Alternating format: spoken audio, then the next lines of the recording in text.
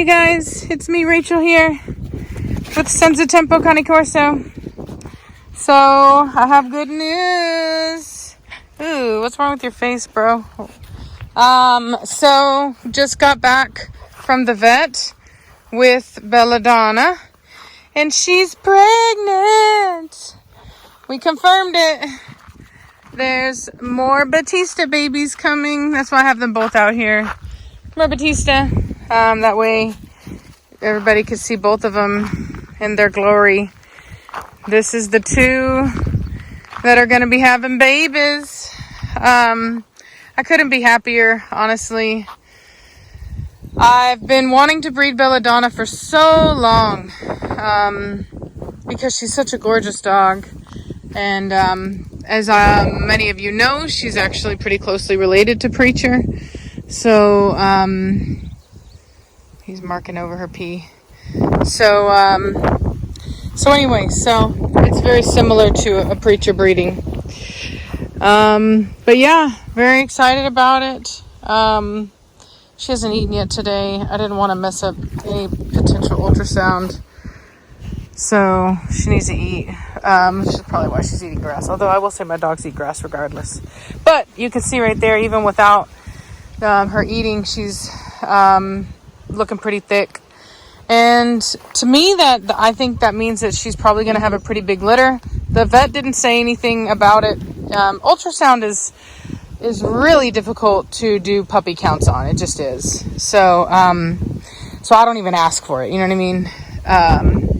So yeah, so she looks pretty thick. Usually if I can tell that they're pregnant, early on, which I really thought that I could, then it's going to be a big litter. The last time that I wasn't sure on a litter, I wasn't really positive, that was, Cashmere's, and she ended up having like 9 puppies.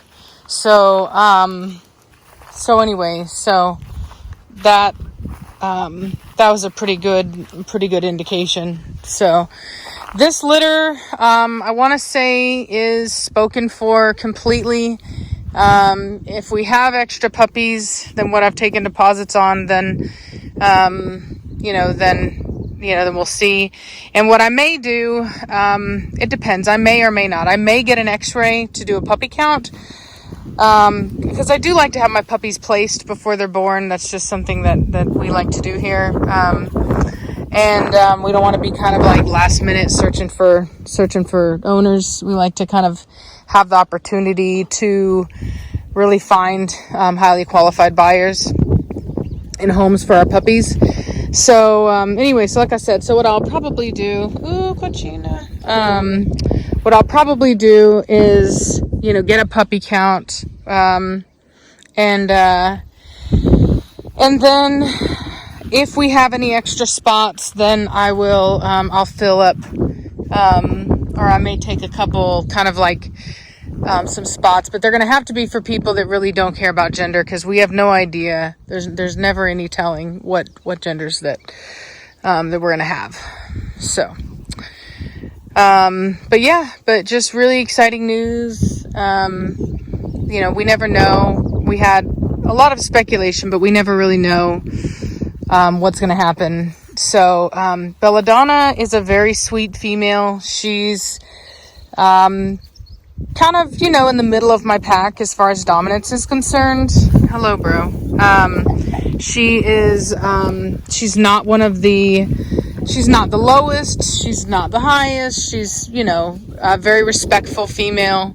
A very loving dog, loves to cuddle. Can be a little higher on the energy side. I will say she was. What's funny is when I first got her, when she was young, no training at all, would always do exactly what I said. Reese and I used to talk about her on the phone, how much I loved her. I never had she would ask me, she's like, I never hear you say anything about Belladonna. I was like, I know, it's because she's so perfect. She never does anything wrong. She's just always such a great dog. There's really not much to say, And then she did go through a hyper phase, at about when she started to get her hormones. So around 7 months old, when she went through her first heat, she started to get super energetic, and just real high energy. And now that she's pregnant, that has really calmed down a lot. And that's very typical for a female when they get pregnant. Oh my God, look at him peeing on her poop. Really, dude? It's poop. He's like, that's my poop. So anyway, so temperament wise, yeah, she's a really, really great female. I've taken her to dog parks. She's done very well. All around great dog. Definitely, has a very Corso temperament. So, whenever I bring people over, she'll meet them. She's very friendly. But, off property, she's very hesitant. She doesn't really enjoy being, like whenever we went to take her to the vet and they wanted to leash her up and take her on the back, she put the brakes on. She's like, nope, you're not walking away with me, which personally I like to see. This is a dog that you're not going to steal. She literally will refuse to walk away with you. And so I had to kind of walk her in. So I like to see that in a Corso.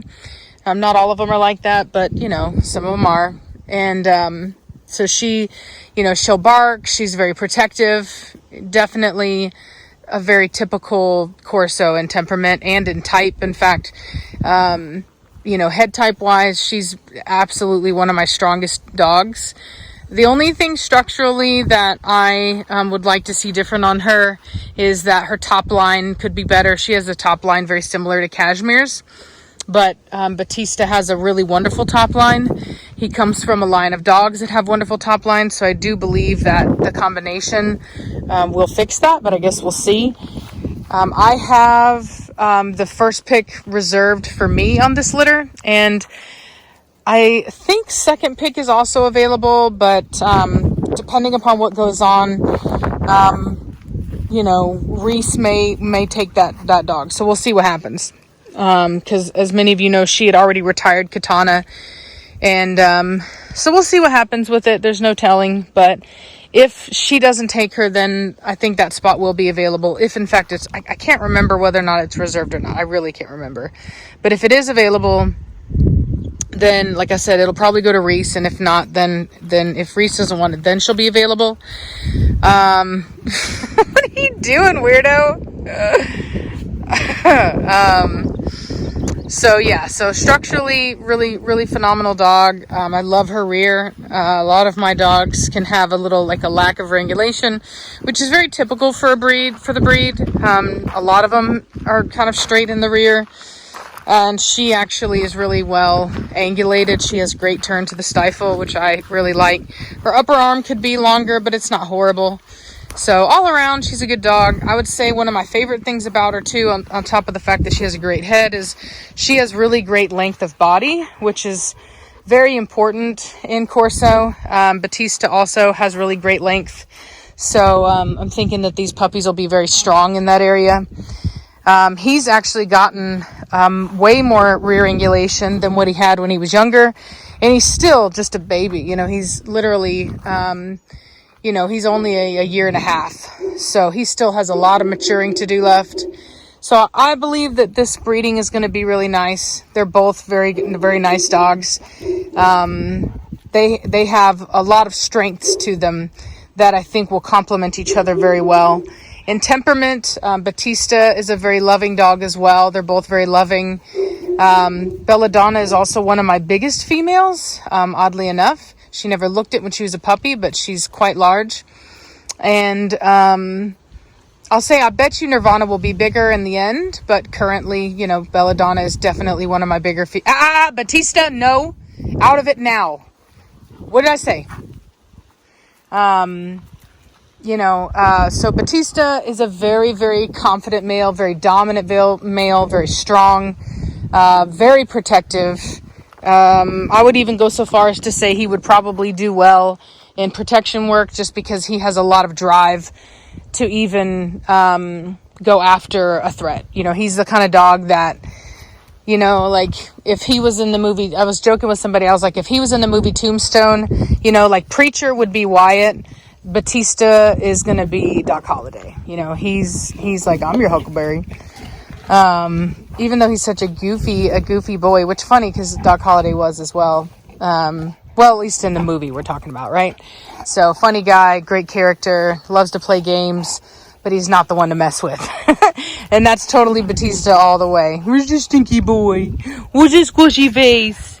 Who did this squishy boy? Very intense dog.